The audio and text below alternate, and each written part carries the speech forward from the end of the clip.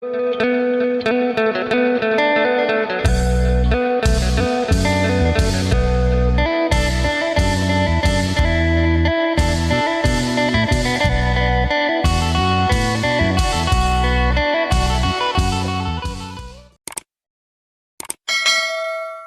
สบายดีและสวัสดีพ่อแม่พี่น้อง FC กันมืดสุขูจุคนบ่ว่าทางฝั่งลาวทางฝั่งไทยหรือต่างประเทศยินดีต้อนรับเข้าสู่ช่องบ่าวจะมั่มอีกแล้วเฮ็ดเนตาตอนนี้อยู่ป่าเขาป่าหาหน่อไม้ขึ้นมาแต่เกี่ยวเขาหาหน่อไม้เมื่อให้แม่เฒ่าโดยสาระใหญ่เพิ่นเข้าหาก่อนแล้ว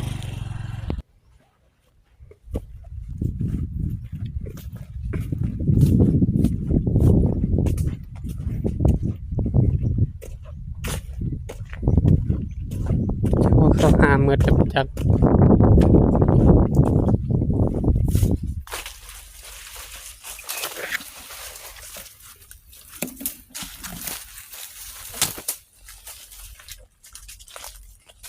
เบิ่งคักๆแหนงมันส่วนหลาย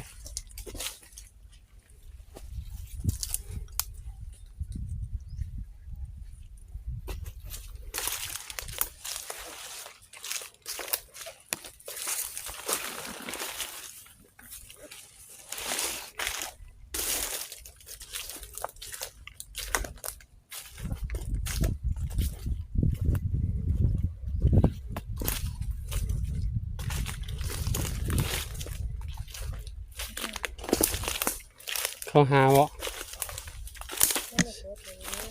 สบายดีสาระใหญ่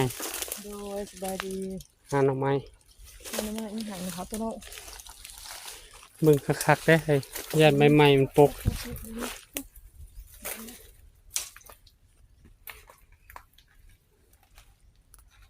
แหนงน้อยแหนงยังบ่เอาบ่บ่มันหน่อยโต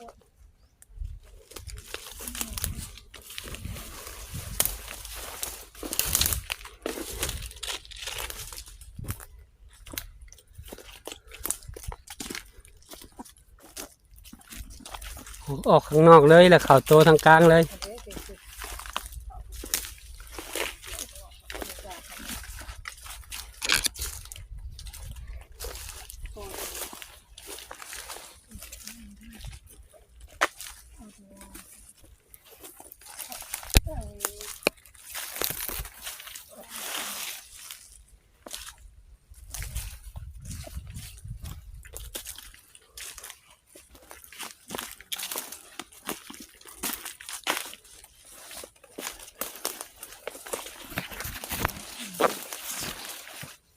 เห็นบ่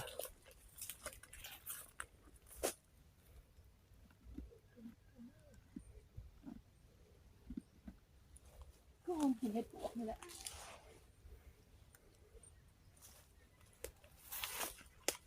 มันบ่มี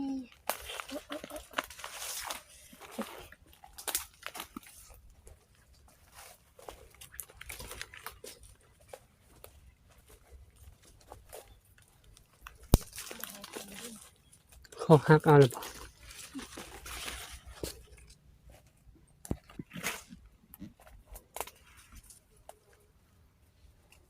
ไม่หน่อยน้อยเอาเลยนอนน้อยๆค่ะมันบ่มีเลยเด้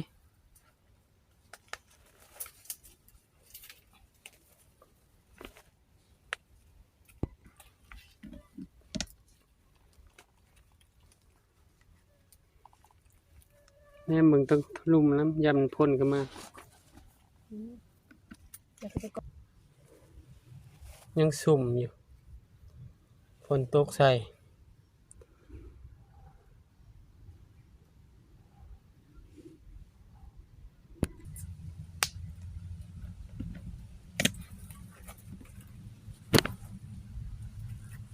ตัวอย่างว่าไง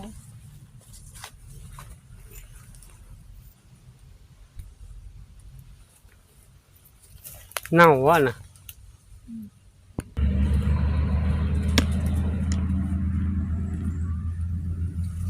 เราลุมจะรอแล้วทางคำกันนะ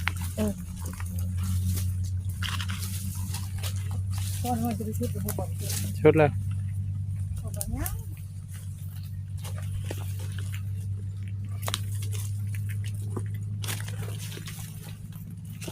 ทบได้เถื่อมักออกได้พ่นปวกกันหลายปีเดี๋ยวบ่ได้ออก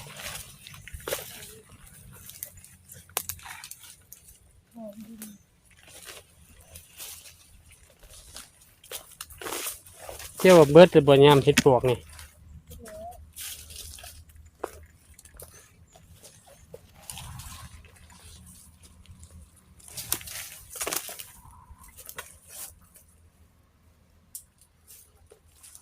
นี่สิบ่ได้เกิดยังสิเกิด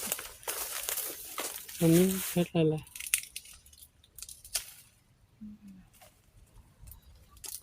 อันนี้ทางช่วยอะไรเป็นแหนงออกหนอออกข้างๆอันนี้ บ่เอานะคะโอ้ยใช้อีมาดุออกนี่นะ ไปจิปองมันมากินเองหน่อย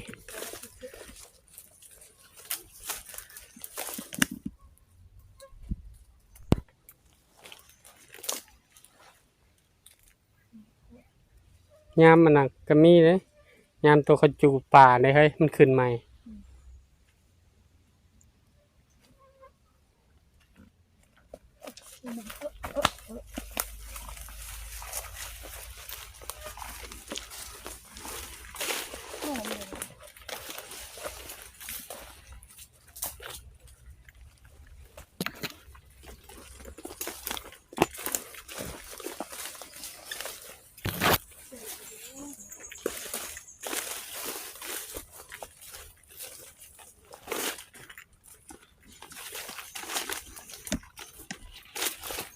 ชุ่มและฝนตกใหม่เนาะ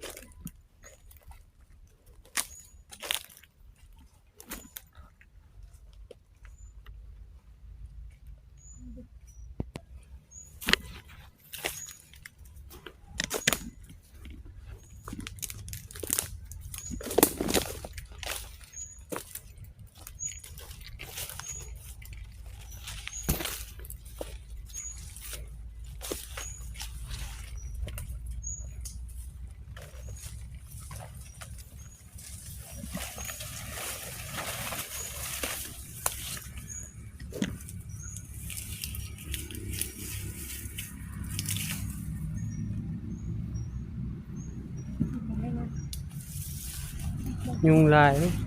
ฝนตก โอ้ลายโตจังได้เอาไม่มีอะไรทำไป บ่มีก้อนเอาไม้ทางน่ะ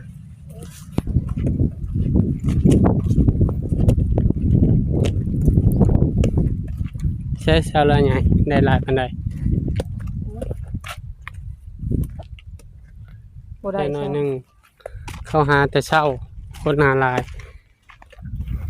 มันเท่าที่กับคนเรา โดย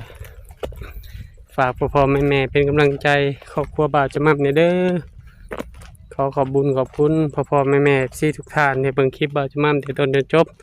โดยบ่ขามโฆษณาเพื่อเป็นกำลังใจ ให้บ่าวจะมับเฮ็ดคลิปใหม่ๆออกมาให้พ่อแม่พี่น้องนะครับได้ชมขอให้พ่อแม่ที่ทุกท่านจงมีสุขภาพร่างกายแข็งแรงปราศจากโรคภัยไข้เจ็บคิดสิ่งใดให้ได้สิ่งนั้นสมความมุ่งมั่นปรารถนาทำมาค้าขายซื้อได้ขายมันเหตุธุรกิจอันใดขอประสบผลสำเร็จ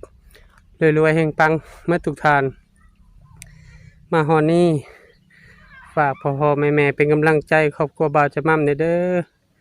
กดติดตามบ่าวจะมั่มกดไลค์กดแชร์อย่าลืมกดกระดิ่งเพื่อบ่พลาดคลิปใหม่ๆของบ่าวจะมั่มมันจะมั่มก็สิขอตัวลาพ่อแม่พี่น้องไปก่อนเจอกันคลิปหน้าขอกล่าวคำว่าสบายดี